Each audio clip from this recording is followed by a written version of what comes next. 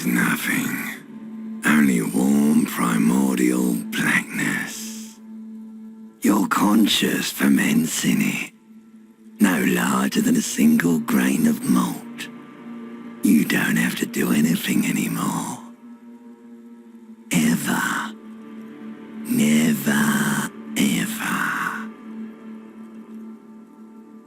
Never, ever, ever, baby. An inordinate amount of time passes. It is utterly void of struggle. No ex-wives are contained within it.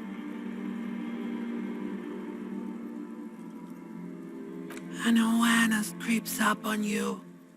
A mass lies hidden in your dead angle, soaking in some lurid acidic sauce. It's bloated and shameful, a ball of meat surrounding you.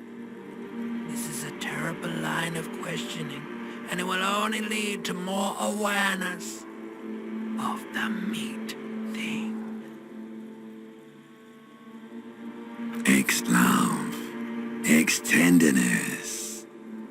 It is foolish of you to resurface to the loss. Not after all the damage you've suffered to get here. Some of it irreversible. Stay. Sail with me through the abyss of pelagic zone.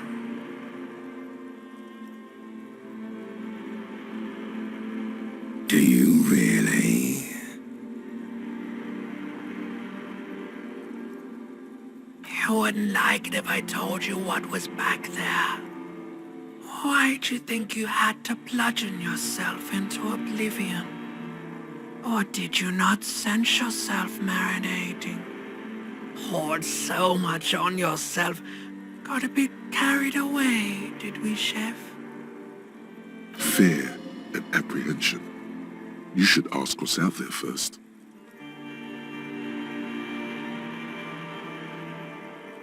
Yes, your one disco mother. There's this giant ball there. An evil apes. And the evil apes are juking it out on the ball. You're one of them. It's basically all just evil apes juking it out on a giant ball. You can't even make out it's a ball when you're joking it out. It's that large. Infinitesimally small. Vying for resources is just a stupid expression you picked up somewhere. The part of the presentation you want to take home with you is this. You have to beat the other evil apes in the face, or you lose. Yes, it is. And you drowned in that sadness a long time ago. You lost.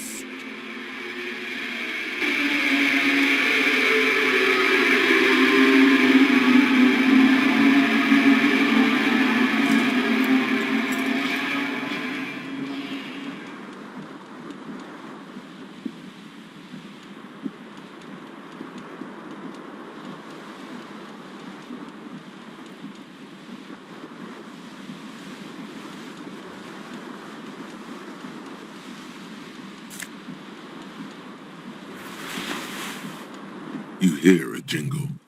Keys are clinking in the pocket of your flare-cut pants. It says, whirling in rags, on the aluminium key ring. There is a single key on the ring. The number 1 is etched on it. It should open the door.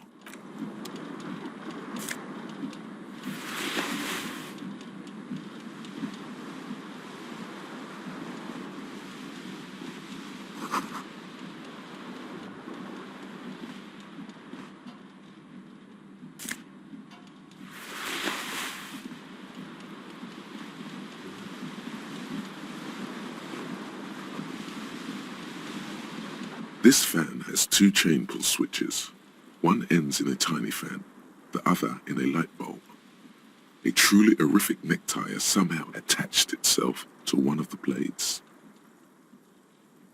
Or has it been consigned there As punishment, you feel as though this creature is your friend and wants to reattach itself to your neck so that you may continue your adventures together in this strange world.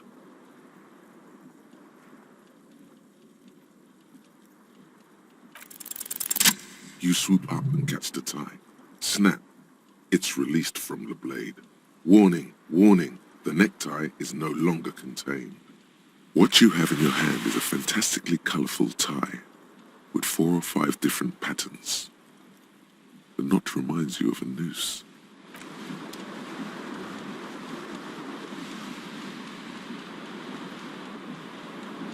The window stands broken in its frame. Cold wind blows in. The morning light hurts your eyes. It's hazy, but you see the ocean and some war-torn buildings.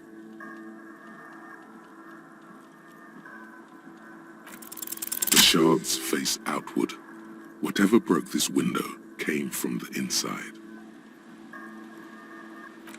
A fine web of scarring covers the back of your right hand, but none of it is recent. More likely a projectile than a held object.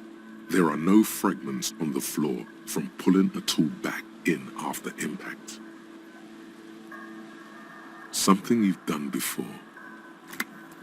It is too large for a bullet, yet too small for a piece of furniture. You're looking for something heavy and larger than your fist, like the green shoe that's on the hat rack in the corner, which, coincidentally, is missing its friend. Congratulations, you smashed the window with your own shoe. Now you only have one. If you're lucky, you can still find the other on the balcony outside. The cool wind gushes in. Your toes curl up from the cold.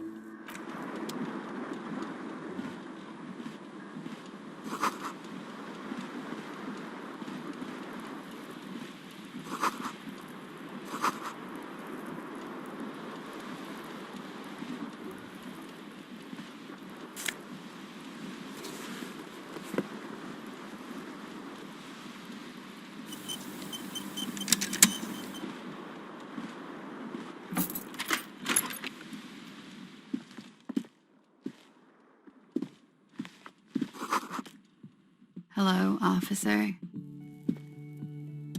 The young woman raises a cigarette to her lips.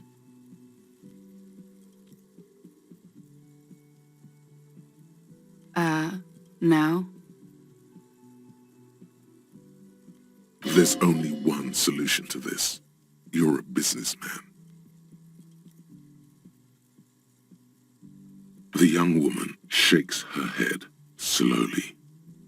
No. You're a police officer, sir. Okay, cool. I won't. She means it.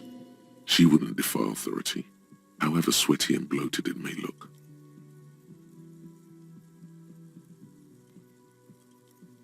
First, I have to ask, are you okay, sir? You look like you're about to throw up. Can I bring you something? She's right. Something wants to come out through your mouth, right in front of her, right here. It makes you put your hand on your stomach and swallow.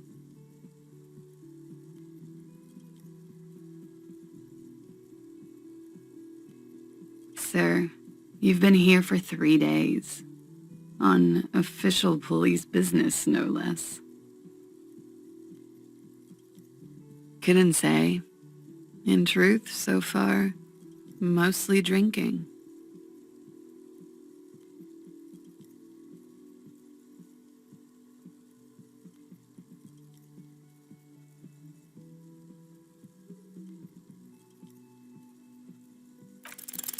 Try the expression. Come on, why are you still doing this?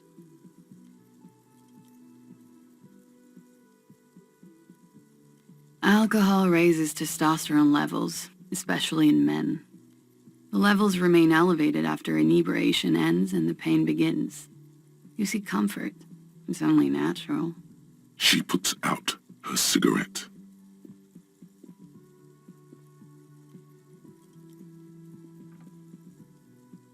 She looks back at you, a light glinting off. And now, it never stops. Goodbye.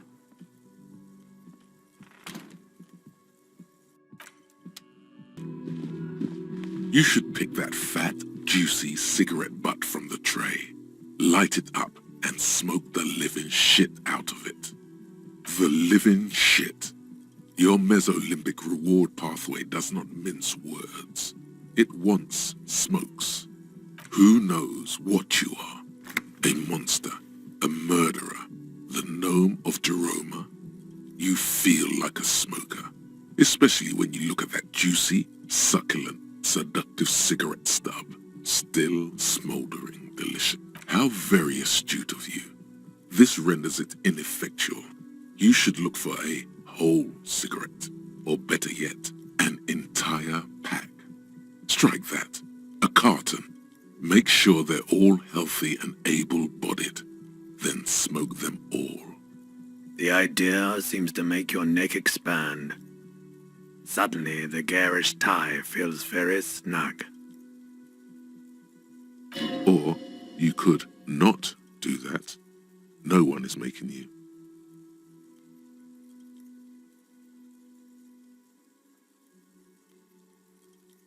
Good.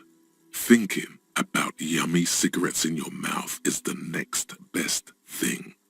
Make sure you think about juicy sticks of tobacco all the time, though. It doesn't count if it's not all the time. And when you're done thinking about them, graduate to getting them. Plus, smoking them gives massive bonuses.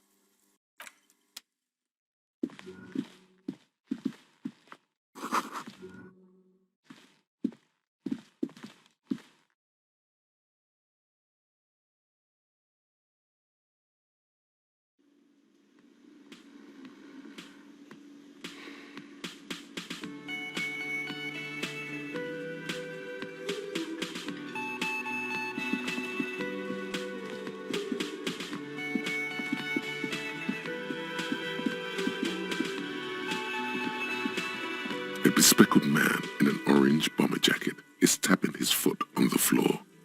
Looks like he's waiting for someone. You. As you approach, he narrows his eyes and extends his hand in greeting. If an assault were launched on this building right now, if the windows came crashing down and the whole world descended upon you, this man would hurl himself in death's way to save you.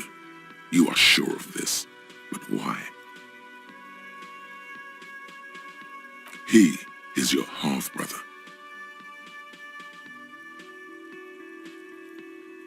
Hello, I'm Kim Kitsuragi, Lieutenant, Precinct 57. You must be from the 41st. You realize he's waiting for your name. This is your chance to come up with a really good name for yourself. Get creative. Conceptualize. Concentration makes you squint your eyes. Your name should be deep gold and orange, like a forest fire looming on the horizon, but mixed with the stench of liquor rising from your breath. You're 2 steps closer to it, but there are still many to go.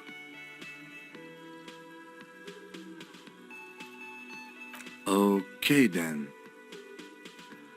It looks like we had a little scheduling error on Sunday. Saturday too, actually. Have you had time to talk to the manager here? Then we should ask him for a rundown of the area. Get me up to speed. I understand the scene is out back, right? It also wouldn't hurt to assure him the police are finally here. In full force, I mean. Have you mapped out the initial interviews?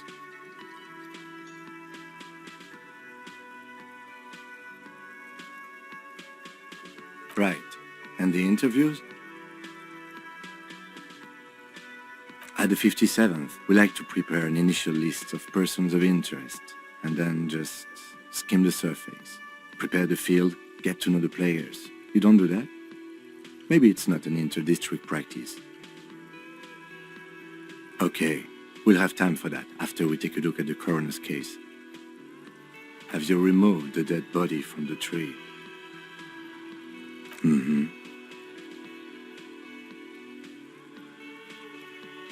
So, the body is still in the tree. This is the first time you detect a weariness in the lieutenant's voice. It is obvious he would have preferred for the body to no longer be in the tree. Where it has been hanging for 7 days straight. We should go there as soon as we are done talking to the owner.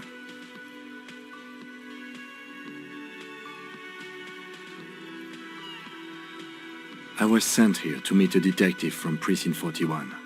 You have the insignia of the citizens' militia on your sleeve and on your back. I suppose you could be impersonating him. You could have gotten the insignia from the black market or forged it. But for now, I'm going to set those possibilities aside.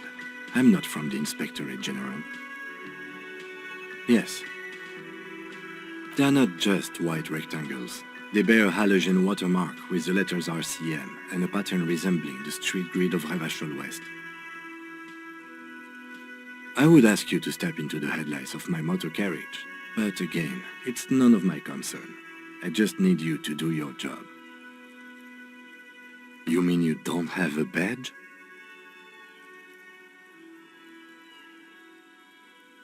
Losing your identification card is a serious matter. My vehicle has a shortwave. You can use it to report your badge missing. I would advise you to locate it as quickly as possible. But getting the body down should still take precedence.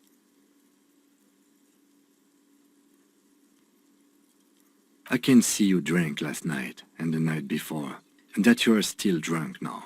But I have seen officers go through worse. Much worse. If you need something for your headache, there is a general store nearby. But as I said, the dead body should be our #1 concern.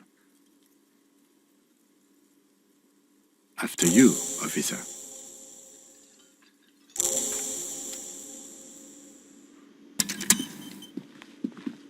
A man in his late 20s with a thin, unimpressive beard notices you approaching.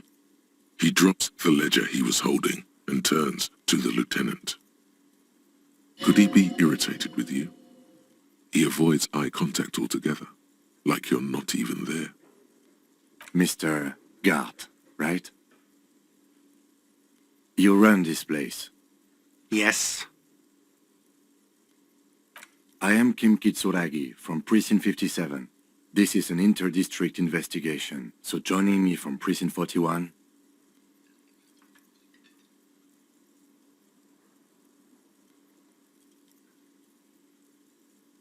Are you kidding me?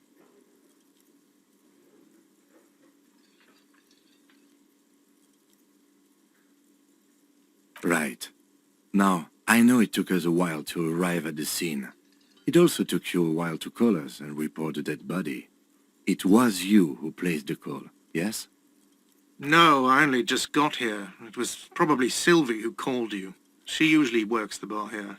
I'm only temporarily taking over her duties. Do you have her number? As a matter of fact, I do.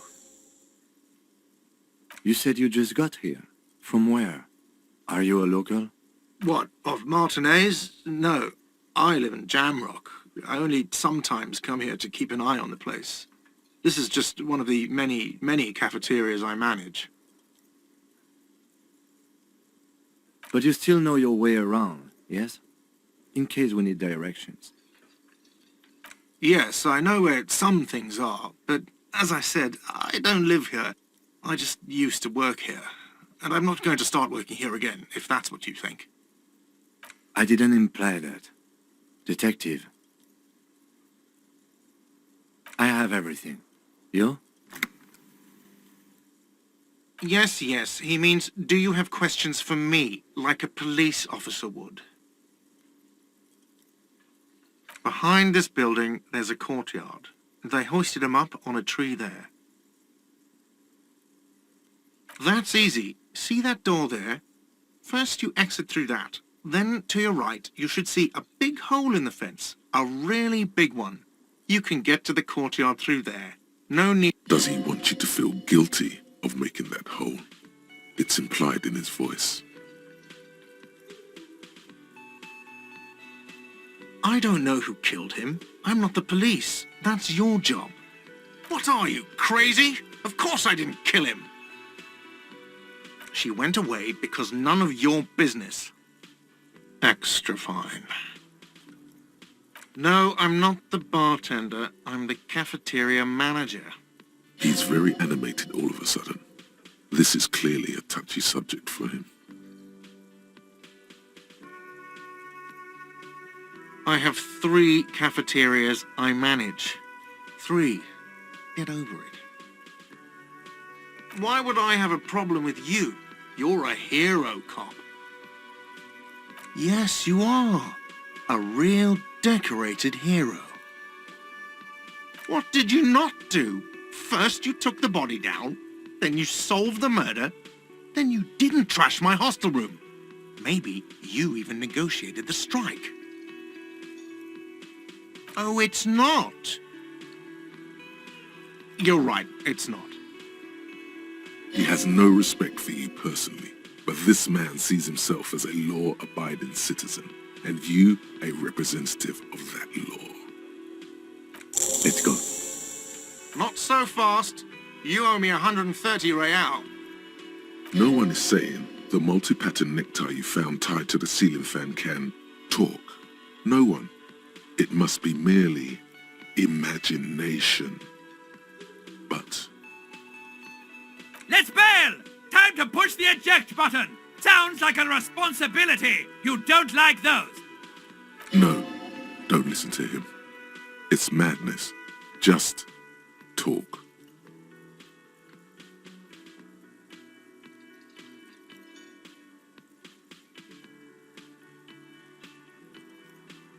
Oh, excuse me. You owe me 130 real. The IIR, or Inter-Isolary Real, is the global reserve currency.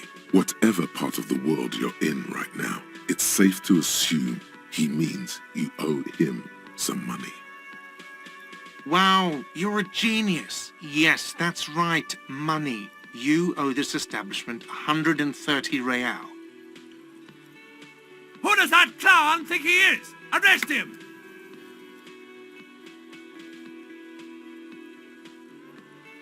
No one is saying that! No one is saying that Ty can talk! That would be ludicrous! It's just that you should arrest him! It would be wiser! He wants to take your money!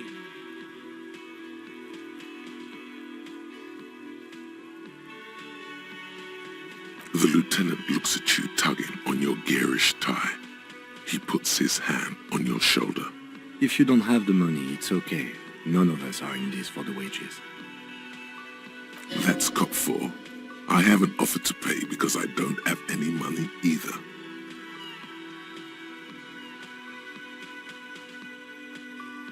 You can't arrest me. I haven't done anything.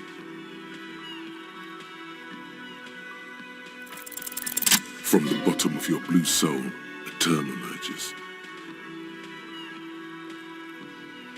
But it's not inane. You owe me money. It is cruel of you. A man has been killed. File a request for compensation with Station 41. We need to work now. Okay, you'll only have to pay for the window and the drinks. That's 70. I'll get the rest from your stupid station.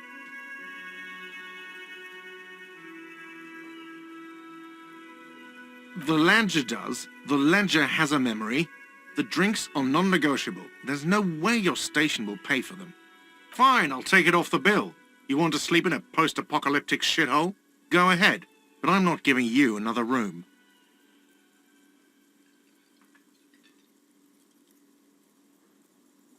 No, not cool. You still owe me 30 for the drinks.